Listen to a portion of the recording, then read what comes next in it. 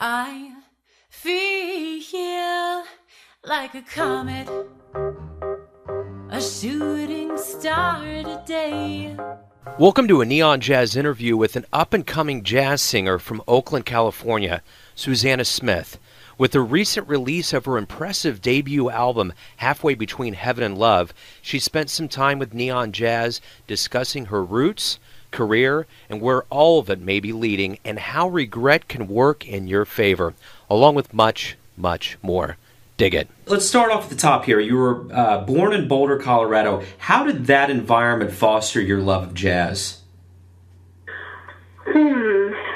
Well, probably the closest answer to that is my dad, who I split my time between California and Colorado, but my dad used to play big band record for me. So I think my first taste of jazz was probably Glenn Miller, the Glenn Miller Orchestra. So that's the most direct connection to Colorado and jazz. But really, I spent a lot of time growing up in Livermore, California, also, and listened to plenty of my CW and doo-wop stuff from the 50s, the stuff that my mom listened to when she was growing up. So I wasn't necessarily in a household steeped in jazz. We listened to plenty of Waylon Jennings and Willie Nelson. Nice. Well, so you got kind of a well-rounded education in music, so to speak. Yeah. Right on. So when did you first start singing? Always singing in the backseat of the car, to the dismay of my parents, who would tell me to be quiet, using up all the hot water, singing in the shower and whatnot.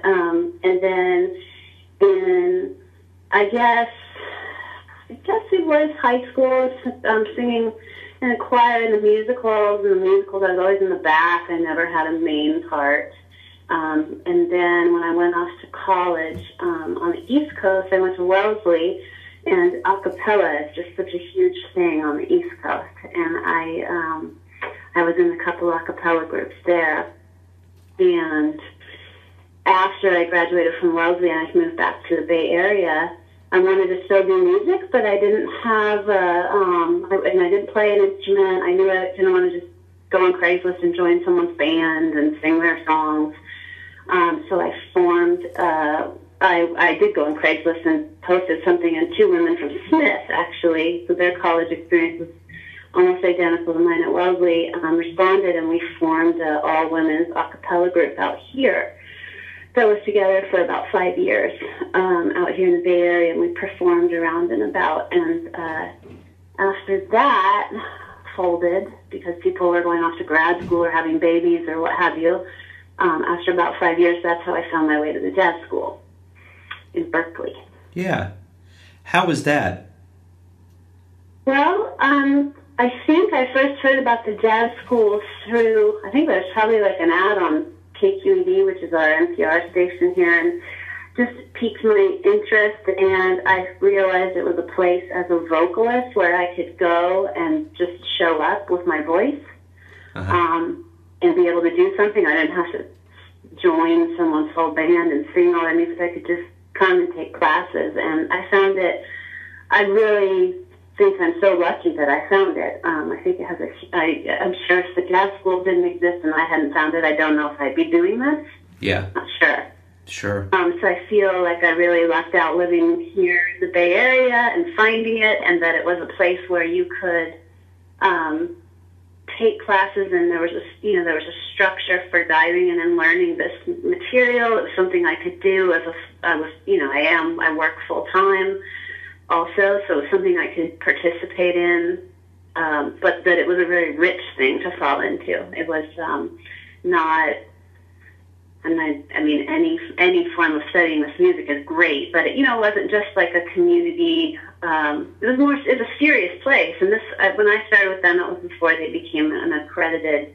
Now they have the Jazz School Institute, and they really have grown even since the time that I've known them. So I just felt really lucky to fall into this place where there was this whole community, and it opened up the world of going to jam sessions and open mics. There was different types of classes to progress through. So, yeah, I'm very thankful for the jazz school. Wonderful. So let me go back real quick. Have you ever showed your CD to your folks and said, hey, all that time in the back seat singing actually paid off? Yeah, I do bring that up. Yeah, I do. Wonderful. That in. But I have my newest thing that I've rubbed in lovingly to my mom is when I was little, I remember the experience of trying to write music and making up a song and drawing a scribbly line on paper with a pencil and thinking, oh, that rep, I'm a visual person. Oh, that rep back there's my song. This line goes up and down. It matches what I'm singing. And then the experience of coming back to that piece of paper later. And I must have been 6 or 7 and just being dumbfounded. Like, why can't I remember my song? I'm looking at the scribble now and it means nothing. And just really wishing that there had been someone around me that had, I recently talked to my mom. She said, I didn't even know that. I don't think I told her about this experience, but she was an athlete, and she pushed me to play sports, which was really great for me as well. So I played a bunch of sports, but I didn't have anyone around me that was a musician that I think would have seen a child and been like, oh my gosh, get this person in front of the piano. Right. And I really wish somehow someone would have been in my life to put me in front of the piano when I was 6 or 7, because I think, who knows what that would have been like. Well, in this modern day and era, we're so hypersensitive to abilities children have. I think it would have probably been easier these days to pick up and really push a child that way. So, yeah. I wish I had known enough then to know what I was looking for. Yeah. I'd ask for a piano. That's a great story. I really, really, really like your new album, Halfway Between Heaven and Love, and as somebody that spins a lot of music on my show, it's very refreshing to hear really good vocalists come out, and I really was impressed with this CD, and I want to know what was the journey from start to finish. There was one quote you said, from the first rehearsal, it took 2 years until we finally went to the studio. I love that quote. So just kind of talk to me about the album. Sure. Well, a lot of the songs, the original songs I wrote, I think I probably started putting pen on paper to write those around maybe 2005, 2006. I have been gigging a lot, doing monthly gigs and weekly gigs around and about, and working with a group of guys that many of them are actually on the album with me. So I think part of what took so long was wanting to make this album with them rather than just hire the big guns that, there's many great players in the Bay Area. I could have probably made an album a lot sooner if I just threw down the money and got the top shelf players and we knocked it out. But I really wanted to make it. It just felt like part of doing this first album was to create it with the people that I had sort of come up with from the very beginning. I mean, Michael Coleman, who was instrumental to this music with me, I met him on one of my early gigs, on a gig where I didn't even hire the musicians. The club owner hired the players, and I just showed up and hoped for the best each night. So it really was an experience of creating it from the ground up with them. So I think that's part of the reason why it took so long. I work full time. I've always worked while doing this, so I went through some bumps in life, shall we say, that a lot of my original music is directly related to. So sort of weathering those storms and turning around, pouring them into the songs, and then taking a long time to craft the songs and doing that collectively with my band, and then finding some new players to fold into the band. We almost went and recorded for the first time. I think it was going to be New Year's Day or New Year's Eve Day, maybe 2000, I don't know, 7 or 8. But the drummer had a baby that day, that morning. Wow. So the whole thing got called off. So it's just like this real journey. Michael Coleman is a great musician, plays all kinds of music. He's always in about 25 bands at once, and a couple times he was on tour, so people were out of town. Just sort of this thing that I pushed along in the background of life. And I had this experience when we went into to do mastering where I realized, whoa, I'm mastering. Wait, this is it. Yeah. I didn't even realize sort of that we'd made it because I've been so busy. I had a baby in May, so he was late by a week. I was in the studio mixing like 3 days after my due date. Wow. Wow. The little guy, I brought him to the studio to finish some mixing when he was probably 5 weeks old. He just sat in his little basket, That's awesome. Really been, yeah. I mean, I think all the time, what would it be like in those days when you had to just like live in this music, and I don't know, a label or a record company paid for it. You just went in and you got to just do this. What would that be like? But I've always done this while pushing along a million other things. Sure. So let me ask you this: with your influences, I know Ella Fitzgerald was big, but there's mentions of Anita O'Day, Shirley Horn, Sarah Vaughan. Who out of them are the most influential to you, and why?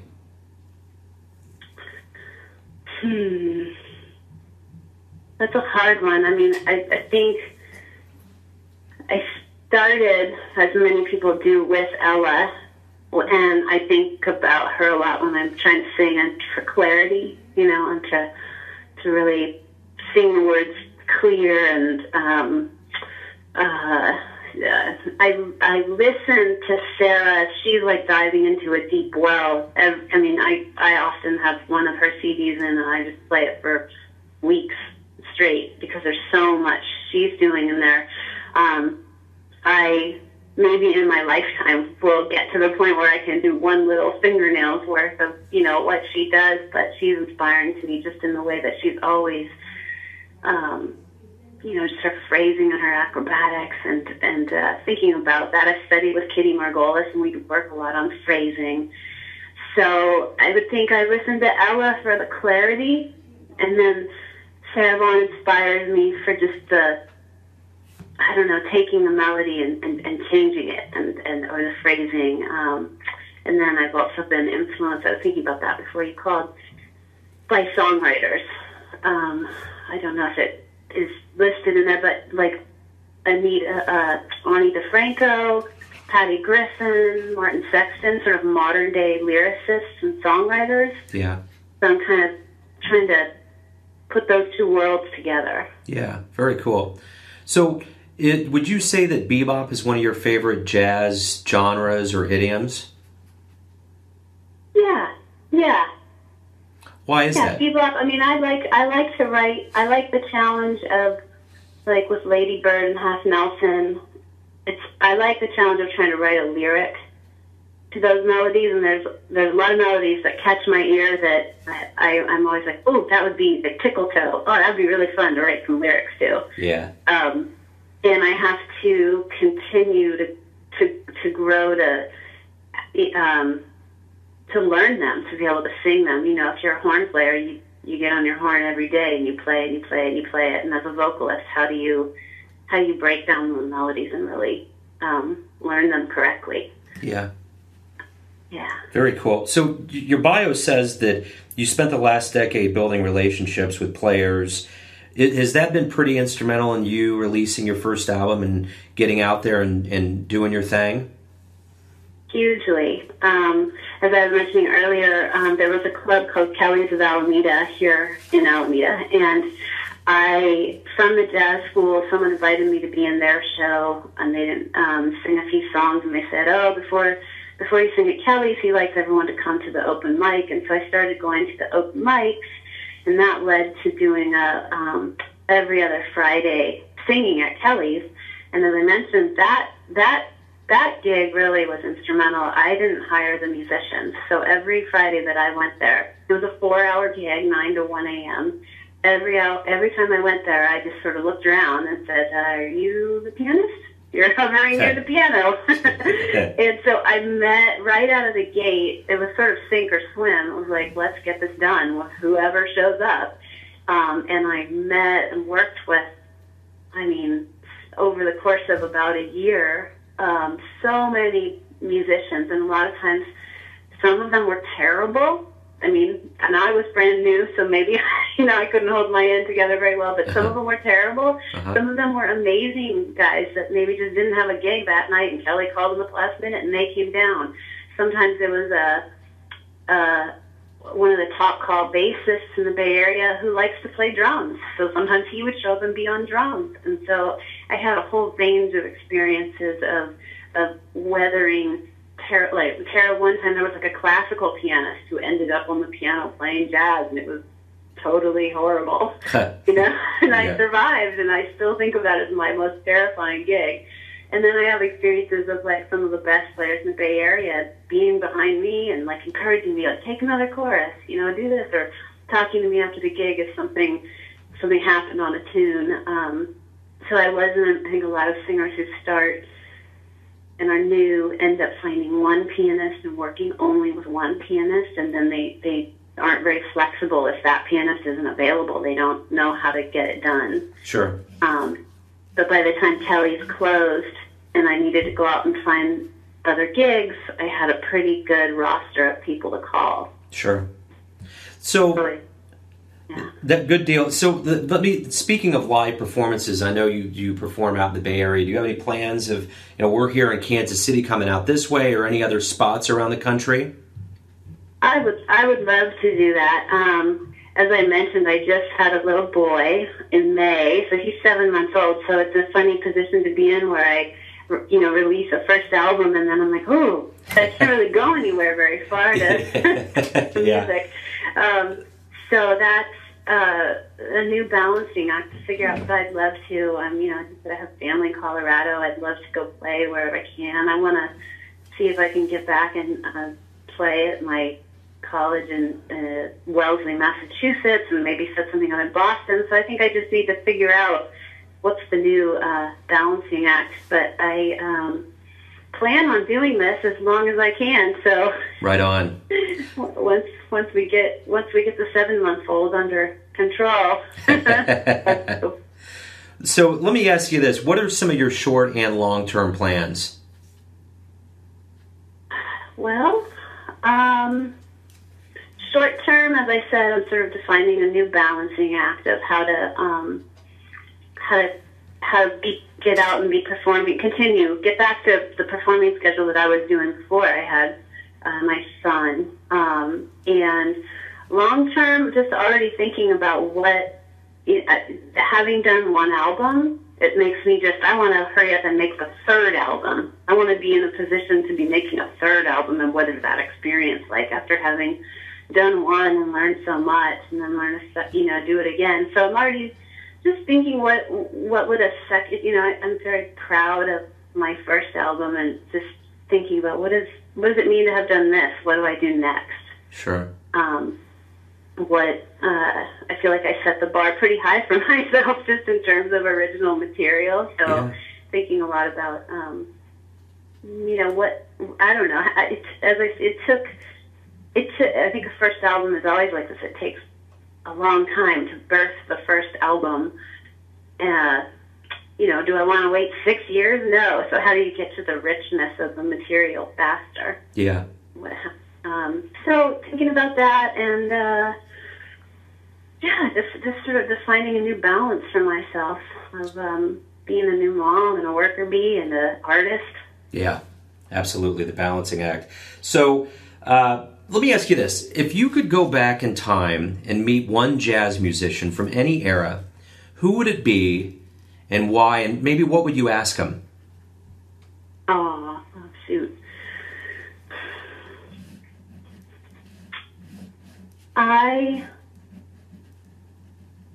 That's just only one, huh? Only one to meet. No, you could pick a couple, but yeah. I would love to meet. There's one of my favorite albums is I can't remember the title of it right now, but I'm sure you know it. It's Ella Fitzgerald and Louis Armstrong. Yeah. Together, and they're sitting on the cover of this album. They're sitting there just in these little lawn chairs. She's in a house dress, and he's in pants, and his little socks are rolled down around his ankles. Yeah. And they're just sitting there, and I love that album, and I always think of them like that, and they just look like someone's grandparents. Yeah. You know, like in a different world, maybe those were my grandparents or something. And so I would love to go back and just sit there with them, with Ella and Louie, and meet them. And I don't know what I would ask them. Maybe just something to the effect of what is it like to make this music with such joy, you know, or what I would like to ask them what their world was like, you know. I feel like if you're a jazz musician now, you're on the fringes, you know. Right. What was it like to make this music when this music was what everybody loved and wanted? And I don't know, what was it like for them, or what was Louis' secret to being so joyful all the time? That's a great answer. Great visual too. It's a real Norman Rockwell painting. Yeah. You know. Yeah. So let me ask you this: do you live with any regrets? Of course. There's a line in Comet, which is one of my songs. Let's see if I can remember. But it says, "How could I not have lived without regret?" And it's funny because I say that line over and over in my head. And I think, did I put too many double negatives in there? Or I do. Wait, does that mean I live with regret or without regret? And then I thought maybe that's the point, you know? Yeah. I think you have to. I think I wouldn't have been able to make this album without things happening in my life that I do look back on with a mix of emotions. But I think that you have to have some bumps. You have to get off the straight and narrow path, have things happen to you in order to have in the end, to have had a rich life. And the things that I would say, yeah, I do have regrets about, have also led to richness in my life. And there's lots of times when I'll say, well, something's happening, and one of the ways I'll get through to say, well, this is what's going to make me an interesting old lady. Yeah. That's cool. That's very cool. Yeah, I'd rather be one of the interesting old ladies than one that's just, you know, quiet in the corner. Right, absolutely. So when I was reading your bio, too, I was actually kind of excited as I got towards the end and realized the name of your son. My son is actually named Miles as well. Really? Yeah. Oh, see, wow. So, all the good ones. Yes. So was it named after Miles Davis? Absolutely. Yeah. Absolutely. That's cool. Very cool. So let me ask you this. What album or song did you listen to before our interview?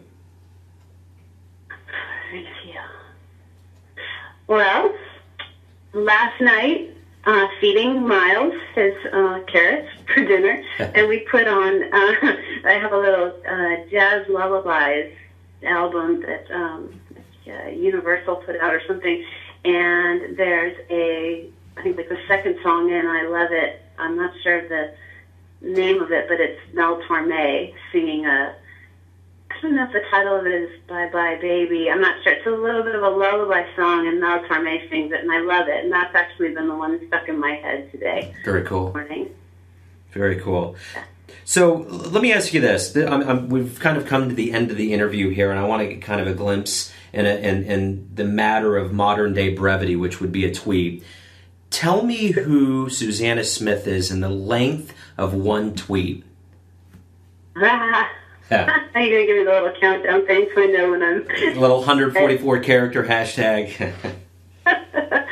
Oh, gosh. I guess I don't know, smart, savvy lyricist with a... No, I'm still getting used to people describing me. I'm not good at describing myself. Smart and savvy lyricist with I don't know, a calm and cool delivery. That's cool. That's a cool description. I like it. That was a little painful. Yeah, well, it's usually for a lot of people that last question's kind of, you know, when you have to really narrow your life down to one sentence, it's tough. So you did great. Well, I'm learning from all of you guys. It's been a new experience to actually put something out there and then have people reflect back to me what the heck it is that I did. Sure. Let me ask you this. Speaking of reflection and doing this, what was it like the first time you gave out your autograph? The first time I did was maybe this is the first time, but it was to a little girl at a club where I was singing, and she was a drummer, but she was like 6 or 7 years old, and to her, I might as well have been Marilyn Monroe. So for one small second, I acted like I was Marilyn Monroe because the little 6-year-old girl, maybe I was, and it mattered, mattered for her to see some big girl up on stage. Yeah. That might have been the first time, and so felt good. Yeah, that's cool. Very cool. Thank you very much. This was a great interview. Thank you, Joe. It was really fun. Thanks for tuning in to another Neon Jazz interview, where we give you a bit of insight into the finest singers around the country belting out that jazz. And thanks to Suzanna for her time and insight into her craft, and good luck. If you want to hear more interviews, go to Famous Interviews with Joe Domino on the iTunes Store. And for all things Neon Jazz, the neonjazz.blogspot.com. Until next time, enjoy the music, my friends. Down on where you are today.